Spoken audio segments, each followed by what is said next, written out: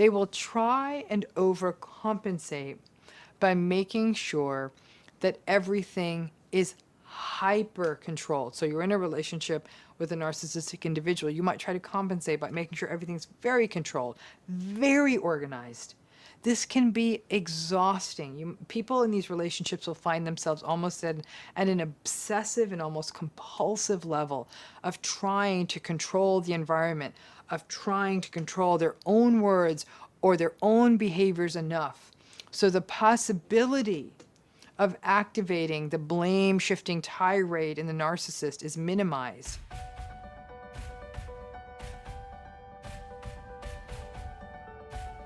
Let's talk about minimization, because I'm not going to minimize it. Like I said, I don't think minimization gets enough attention, and I think it's such a damaging dynamic in narcissism. I think we minimize minimization when we think and we talk about narcissism and narcissistic abuse. We all know that minimization is part of the classical patterns of what happens in a narcissistic relationship. But I am actually going right now, that's why I'm not in my usual place, through a bit of a family narcissistic thing right now that has gotten pretty bad. And it's dovetailed with what I'm seeing my clients experience. So I wanted to talk about this. So the question is, how does minimization show up in narcissistic relationships? How does it get in the way of healing? And why is it so common in the narcissistic space? Minimization is a form of denial and of gaslighting that I've talked about on this channel. The narcissistic person will often minimize your experiences, your distress, your feelings. In fact, it is minimization that often results in the emotional escalation that often happens in encounters in narcissistic relationships. For example, also, when something bad happens to the narcissistic person, well, the planet has to stop spinning. But when something happens to the bad happens to the other person in the relationship, it's not that big a deal, right? Think about how many narcissistic arguments that you have been involved in where you were saying, hey, wait a minute, when something like this that happened to me happened to you, it was the end of the world. And now it's happening to me and you're making it out like it's nothing. How come it was a big deal when it was you? And at those times you may escalate and they'll say, oh, you need to quiet down, right? Minimization. It's gaslighting because it challenges your reality. You are actually going through something and it's painted out as being not that big a deal when it's actually very important and very impactful for you. And then when you are more insistent and say, hey, this is a big deal to me, then the narcissistic person will say, oh, why are you always so dramatic and exaggerating? What is wrong with you? So you see how that sequence works. Minimization is part of the double standard of all narcissistic relationships, different sets of rules that they have for themselves and the rest of the world. They get the flu and it is a health emergency. You get the flu and you are being a hypochondriac. And as a result, it is one of the more frustrating of the patterns of the narcissistic relationship. The narcissistic folks are so grandiose and competitive that even their pain has to be more and better than everyone else's. The minimization experience in the narcissistic relationship is a major issue around why people feel so unsafe and so unheard in these relationships. For healthy people, going through something is how they become more empathic. Many times, we may be at some risk of minimizing if we haven't actually gone through something another person has. For example, I'll give you an example. If a person doesn't have children and they have no idea what sleep deprivation is, but then they end up having children and they may even feel bad that they were not more empathic to the sleep interruption of their friends who had children before them. Now, that awareness, that cycle does not play out in narcissistic relationships. Instead, after the narcissistic person goes through something, just when you think they might be more empathic, get it, that they're actually more likely to minimize other people's experiences. I'll share this. I recently saw this happen in two family members, one of whom had a massive 12-hour life-threatening surgery that will require years of rehabilitation, and the narcissistic family member comparing a rather routine surgery that took them about an hour or two. I think that was even managed outpatient or one night in the hospital, 6 weeks of your usual post-operative recovery back to normal. And the narcissistic person kept trying to minimize even how many hours the surgery for the more ill person took in that more severe situation. It was actually rather upsetting to witness because it was akin to comparing a stubbed toe to a traumatic brain injury. And it was really translating into a minimization of the pain of the person with a more severe illness and the psychological trauma and the physical limitations and the rehabilitative demands of the person who went through the far, far more massive health crisis. This was invalidating to witness, and it was even dangerous for the person who went through the massive surgery because adequate allowances were not being made for healing, and the expectations that the person who had the massive surgery were not realistic, like that they'll be able to pop right back to normal. So that means that the narcissistic person might be more likely to get angry at the person with the long recovery period for not just popping back to normal life as they did, the narcissist did after their minor surgery. I have witnessed this health minimization dynamic happen to many clients of mine who had cancer or other life-threatening diseases, complicated pregnancies and deliveries, and narcissistic partners and family members would minimize the experiences of the people with those health crises. And frankly, that significantly complicated the healing for those folks, and in some cases, their outcomes.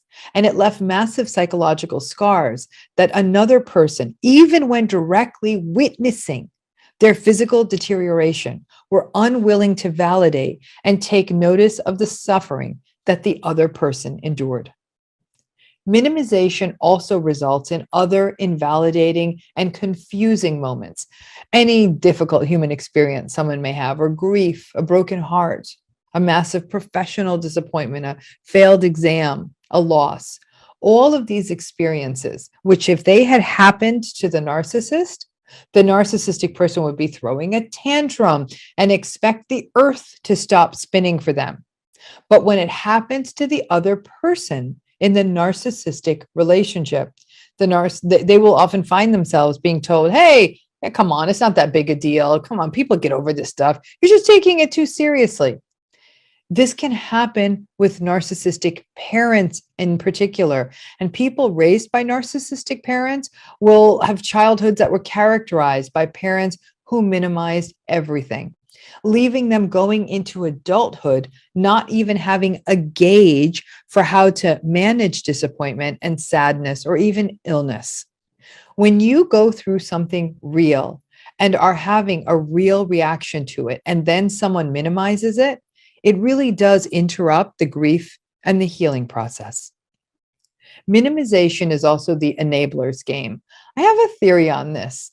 I sometimes think the enablers minimize because of their childish need for everything to just be okay, even if that means letting the narcissist off the hook. In fact, typically it means letting the narcissist off the hook. Again, something I am observing very clearly, like in this familial situation I'm witnessing, when a person who is very ill and will require permanent massive life changes, I'm getting the message that like, hey, look how great they're doing. They're just getting better so fast. Now, the people making these observations are often people who don't want to show up and aren't actually directly witnessing the person who has had the massive health problem, but they want to weigh in, but they don't want to deal with the fallout of the bigger and the more disruptive decisions that need to be made on behalf of the sicker person. It's as though having to see the situation realistically would be too painful for them, so they minimize. Minimization by enablers is probably the central pillar of collective gaslighting. That idea that when everyone jumps on the bandwagon and says, oh, come on, it's not that bad, effectively shutting down the person or the people who are suffering and struggling in a narcissistic relationship. Because if everyone is saying, oh, it's not that bad, and look how great it's going, The people on the receiving end of the narcissistic abuse may actually feel like they're exaggerating. And there's that self-gaslighting again. In many ways, I think minimization is a major reason narcissism has become such a big problem in our culture overall. Journalists, other people with platforms, mental health practitioners, just about everyone tends to minimize the impact of the patterns that we see in narcissism and the fallout on our mental health, in family court, and human resource, in society at large. It tends to be it can't be that bad, or you're making too much of it, or I'm sure things aren't that bad for you, or this is how relationships are, or using minimizing language like, oh, they're just intense or quirky or demanding, rather than using the simple word abuse that captures the reality. When the damaging impacts of narcissism on other people are minimized by the entire world, you end up where we are right now, in a world that is an absolute uncivil, entitled mess. All this minimization, it takes a toll. People in narcissistic relationships, when they minimize what's happening to them, all of that stress has to go somewhere. Lots of survivors blame themselves for being too dramatic or making a mountain out of a molehill. There's a proverb. But over time, as the narcissistic abuse continues and the person keeps minimizing, we can see anxiety symptoms, health problems, even panic attacks. By denying reality to themselves, I can promise you this, that reality will always find another way to come back and bite you. Now, not all minimizers are enablers or narcissists. Some simply feel so helpless and powerless that by minimizing, they can cope with a situation where they feel unable to help another person or do something to be able to fix the situation. If you are in a chronically abusive relationship, people may see the abusive patterns and recognize that there are reasons it cannot change, but they still may try to soft pedal it to make themselves feel better about it and to push down those feelings of helpless discomfort. That doesn't make it okay. I get it. But people in pain, as most people going through narcissistic abuse are, sometimes want someone to just sit in the pain with them and acknowledge that it's awful and perhaps unchangeable. As a therapist, it's the hardest part of my job to just sit with the pain of a client and not want to just fix it. And the helplessness of watching a narcissistic relationship can often contribute to a person who is in one of these relationships getting more and more isolated.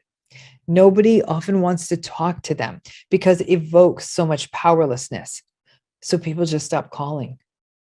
Most survivors of narcissistic abuse are there. They know that these patterns are unchangeable. They aren't expecting anyone to wave a magic wand. Sometimes survivors of narcissistic abuse just want to hold someone's hand in the darkness as they begin to recover. We don't talk enough about minimization when we talk about narcissistic abuse, because I think it's important to do so because it impacts people in every way in these relationships. People tend to minimize what's happening in their own narcissistic relationships as well. It's why we don't talk about it. And the narcissists always minimize the harm that they do to other people and the difficulties that other people have in their lives. The people around you minimize it, and the world at large minimizes it. So everyone's minimizing it. And all of this minimization is one of the brightest and the hottest parts of the gaslight. I see what it is. It's a way for other people to not deal with the big problem that's in front of all of us. And while I understand why people may want to cope by denying the magnitude of a problem they cannot fix, the damage of minimization to a person who is in a narcissistically abusive relationship and cannot trust their reality is massive. Like I said, I'm in a tough situation right now in my life, so I'm right there with all of you. And minimization is happening around me, left, right, and center. It has really put a finer point on how destructive this is. And I recognize it takes a lot of courage, goodness, and wisdom for a person to hear another person's story of narcissistic abuse and not minimize it, but just be with it. If you are going through narcissistic abuse, it's always my reminder, please know that this is real. Stop minimizing what is happening to you.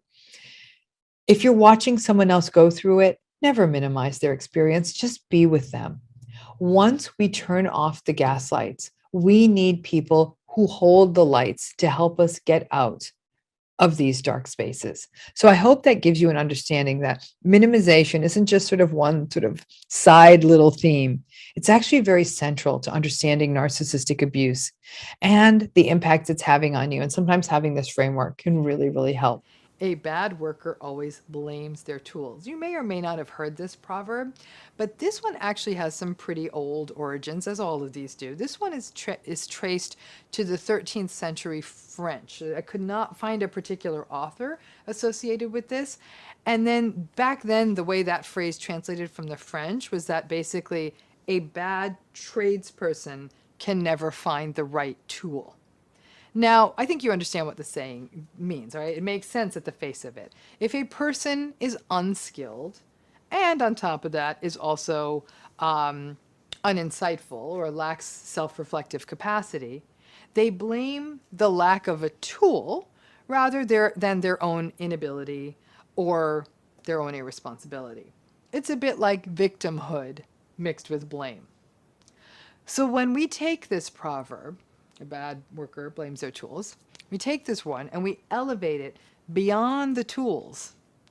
Really what it's saying, it's a glimpse at the blame deflection that is a central core of narcissism.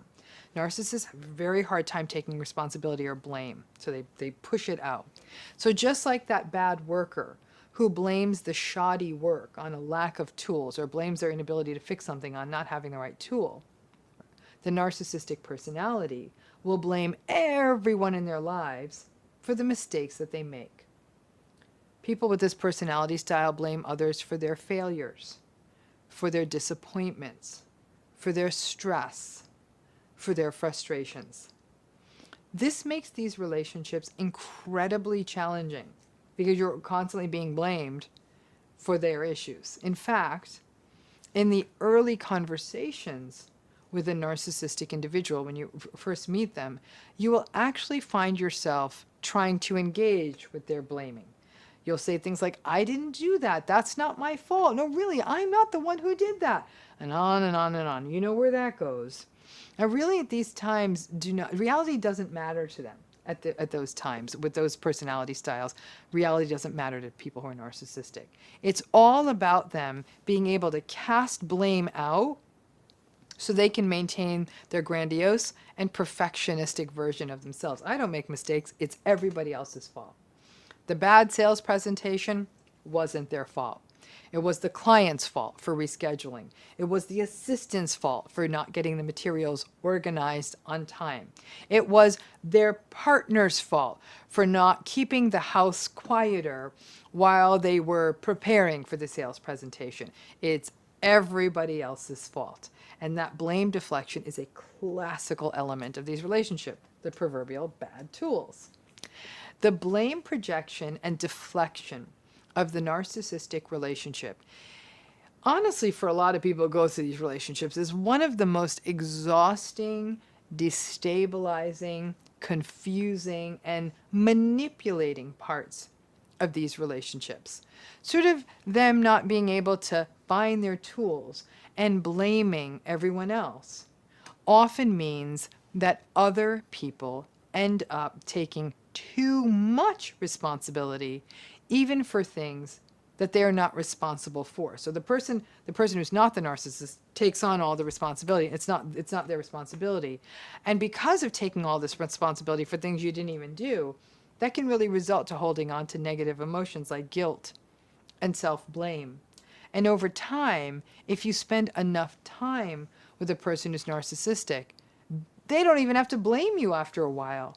You get so indoctrinated into their way of thinking that you self-blame before they can blame you. It's almost like after a while, you just sort of cut out the manipulative middleman and you do it to yourself. Sometimes people who find themselves in narcissistic relationships, now whether this is a family of origin relationship, whether this is an intimate relationship or a workplace relationship, they will try and overcompensate by making sure that everything is hyper controlled. So you're in a relationship with a narcissistic individual. You might try to compensate by making sure everything's very controlled, very organized. This can be exhausting. People in these relationships will find themselves almost at an obsessive and almost compulsive level of trying to control the environment, of trying to control their own words or their own behaviors enough. So the possibility of activating the blame shifting tirade in the narcissist is minimized. And then you just keep appeasing and enabling the narcissist. You've got the house so organized that if they're like, it's your fault I couldn't find the scissors are exactly where they need to be. It's really difficult because to steer clear of being blamed by someone else who is clearly not taking responsibility means that you have to work on your own sense of self-assurance, to be clear and aware on what you are responsible for, to be clear and aware of what you're not responsible for, and understand that some of it is gray and that there is shared responsibility. The narcissistic individual is engaged in a very unconscious and a very primitive process of projection and offloading of shameful or uncomfortable deficits that they don't want to have to keep stirring in themselves. And so they project them onto other people. And the narcissistic disconnection from empathy actually means it's easier to blame others because you don't stop to think, they don't stop to think, how would someone feel if I blame them for this when they're not really responsible? The challenge is that the blame shifting is also often coupled with victimization and a sense of persecution. A person who is narcissistic will say, I can't find the right tool. And that's because nobody supports me having the right tools, or they hide my tools. Things like, I screwed up the sales presentation because people are out to get me and nobody believes in me or wants to support me. That self-victimization is such a classical piece of the narcissistic personality style. So whomever was this frustrated French writer who watched people do a lousy job and blame other people actually did a really nice job of capturing this dynamic of the bad worker blaming their tools and clearly telling us that this is a part of what human behavior and difficult human behavior and what some people do and have always done for hundreds of years, not taking responsibility and then blaming something or someone else for their failings. But it's always best in these blame shifty times not to engage or to engage minimally.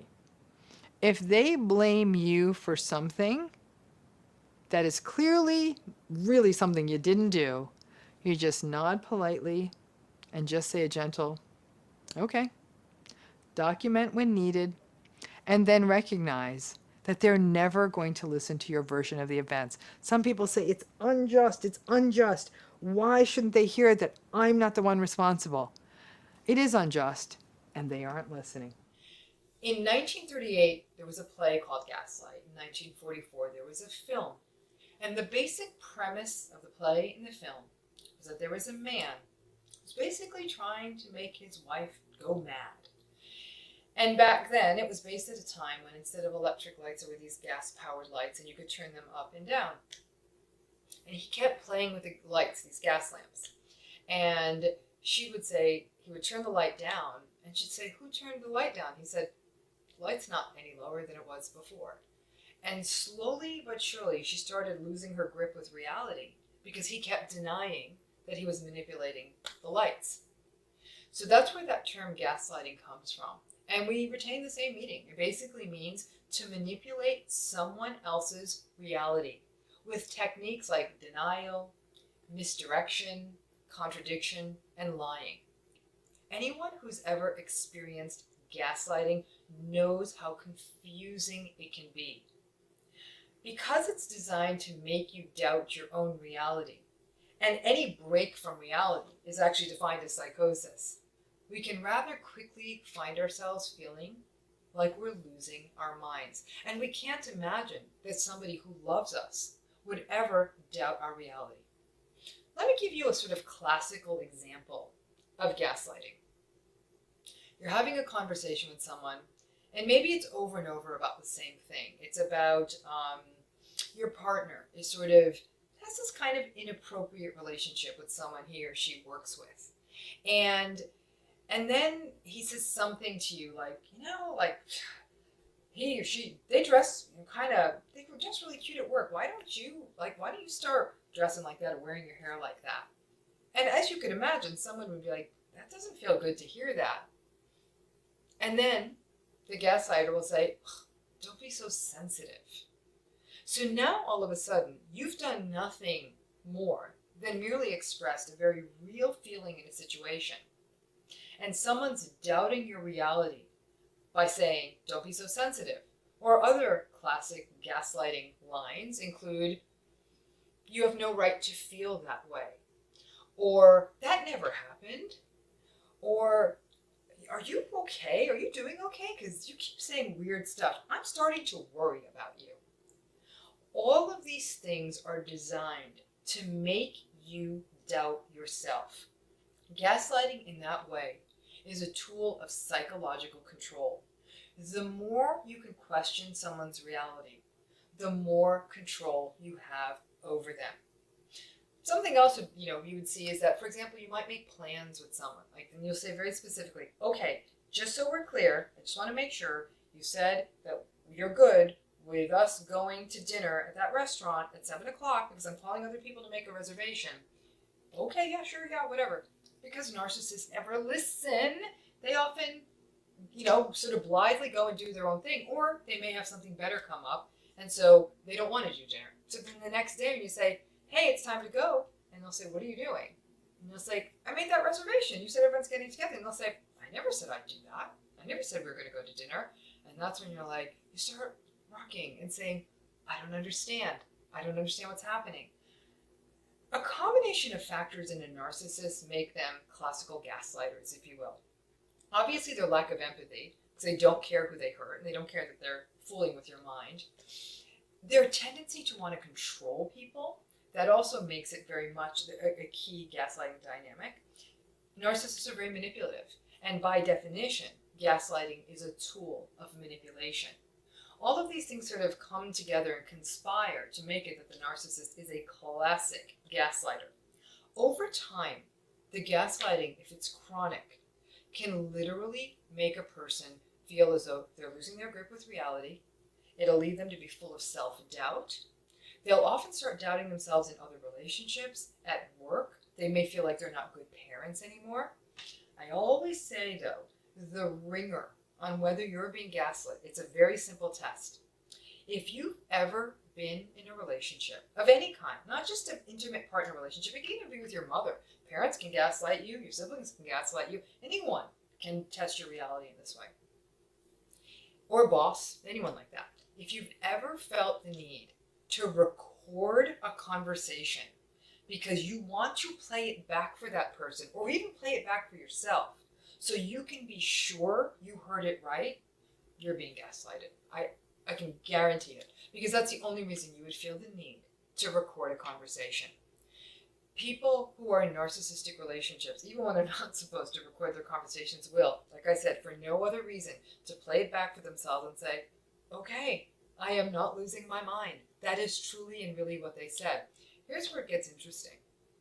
When you play one of those recordings back for your gaslighting narcissist, I can all but guarantee they will get extremely, extremely rageful and angry. Because the one thing they don't like is to be called out on their manipulative tricks. And when you have evidence, they'll turn around and gaslight you again. I told you you're a crazy person. You need to record everything. You know what? You make me sick. And you'll get that kind of really toxic, cruel pushback. At the core of it, and I think it's really important for all of you watching this, gaslighting is emotional abuse. Okay, let me say that again. Gaslighting is emotional abuse. The word abuse is a strong word, and it fits here. Because when you manipulate someone's reality, you are in essence stealing from them. You are in essence abusing and playing with their mind in a way that is nothing short of cruel. As far as I'm concerned, that qualifies as abuse. So when this is being done to you, take a really good look at it. And here's what's interesting. Gaslighting isn't just an individual phenomenon. I've observed something that I call gaslighting by tribe, something I've written about. What I mean by that is that other people in your family system might contribute. Like, that never happened in our family. Dad never said that. What are you saying? Come on, stop being so hard on Dad. It's a very triangulated dynamic. It's where one person is almost scapegoated in a family. Very, very common in narcissistic families. This can even happen in groups of friends. Like, oh, come on, he's not such a bad guy. You're saying, you feel as though, how is it? And then when it's a gaslighting by tribe, you start to feel like, I've got to be wrong because everyone else is saying the same thing. In the most tragic, toxic, and dangerous examples of gaslighting by tribe is when abuse is denied in a family system. That kind of denial can have devastating consequences for a person well into adulthood if that abuse took place in childhood. And finally, let's take it all the way up. Let's talk about societal gaslighting. When we're like, something doesn't quite feel right about what's going on in the world, and people say, no, everything's great, everything's normal, everything's fine in the world. And if you're on the wrong end of the stick on that one, and things don't feel like they're going right, and everyone's like, nah, everything's just fine, you do start feeling like you've walked into a party where everyone's been brainwashed. But in fact, the problem is most people feel like they're the ones who got it wrong, and everyone else has it right. There was once a famous test that was done by a psychologist called Solomon Asch. And in essence, in this research, they showed people 3 different line lengths. They were very different. One was taller and 2 more were shorter. And what they found was that even when clearly people chose the longest line, it was on a piece of paper, when they went into a group, there would be one other person in that group that was planted there by the researcher. And when that one other person picked a shorter line as the longest one, a significant number of other people in the group went along with that. They conformed to that. And while that's not classically a form of gaslighting, it really speaks to how much conformity plays a role in our lives and makes it hard sometimes to speak out. Societal gaslighting is so powerful because I believe it's the reason why narcissism seems to be growing exponentially in our society. No one seems to be able to stop it. If I had a dime for every person who said, nobody believes me, they don't believe this narcissism abuse thing is real, as though the only kind of abuse that counts is a black eye and not a bruised soul. And the number of people who said, yeah, all he does is yell at me. All he does is yell at you. And when people say, that's not abuse, or that doesn't seem that bad, or how bad can it be, or get over it, those are forms of gaslighting. The one thing none of us should ever let another person steal from us is our reality. Gaslighting is where that happens. Pay attention to it. It's the classical number 1 tool in a narcissist tool belt, and I don't want you to fall for it. So, narcissist warriors, get out there, pay attention to the gaslighting, and cut it off before it happens. Somebody gaslights with you, don't engage, and never doubt your own reality. First of all, let's talk about what it is. Projection is actually a concept that was introduced by Freud and his contemporaries. It's about this idea, and in simple layman's terms, it's a defense. It's what we call a defense. A defense is something that protects our ego. It sort of protects us from uncomfortable feelings. Things that churn up ancient, uncomfortable anxieties. And so things like projection protect us. Projection is what we call a primitive defense. It's really something that comes from early wounds, conflicts, and anxieties. And what it looks like is this. When a person is feeling something icky or forbidden inside of them, they project it onto someone else. So let's say someone is thinking, terrible, critical things about someone. They may say to you, hey, stop saying all those terrible, critical things. You'd be like, hello, what? I didn't do that. Even better is, let's say your partner accuses you of cheating. And not only have you not cheated, you couldn't even fathom it. And they say, hey, I noticed you had that business dinner, and they start making some really inappropriate accusations. You're like, huh? It's quite possible that they're projecting their own bad behavior, whether they're micro cheating or actually cheating or being inappropriate with someone, projecting that uncomfortable, unacceptable impulse behavior on you. Projection is one of those interesting psychological tells.